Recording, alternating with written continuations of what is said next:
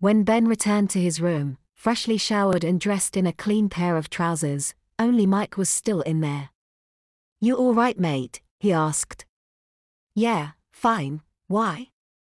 Ben replied questioningly. Did Mike know what had happened on the bus? "You've just seemed a bit quiet. I wondered if anything was up." "No," Ben shook his head, "I'm good, just a bit tired I guess. I didn't sleep too well last night."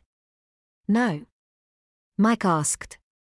It was a question, but Ben didn't offer any more information than that. "Shall we go and check this place out?" Ben changed the subject. "Yeah, okay," Mike agreed. "Here, I've got some weed with me. I'll skin up, then we can find the girls and chill out for a while." By the time night arrived, Ben had been able to forget all of his worries. The large group had gone out for dinner in a posh restaurant, or at least, it seemed posh to the teenagers, and the teachers had even allowed them to have a few drinks with their meal.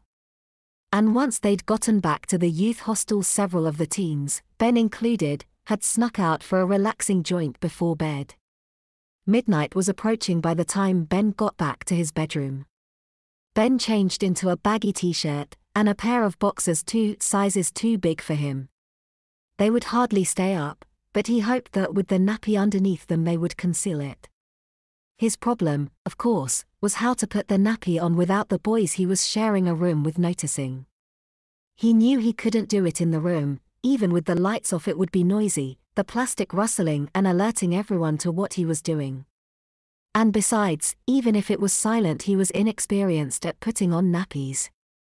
Although admittedly he had been in nappies until later than most, still wearing Pampers to bed until he grew out of them aged 7, his mother had always put them on for him. He was doubting his abilities to put one on in the light, let alone in the dark under a duvet cover.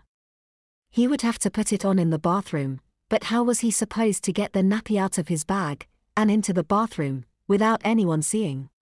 He unzipped his rucksack. The nappies were stuffed right at the bottom, where nobody would see them. He was beginning to regret placing them there. It would be much harder for him to pull one out. He took his wash bag from the top of his bag and realized if he could get the nappy inside it he could easily take it into the bathroom. Luckily none of the other boys were looking, and he was able to do so discreetly.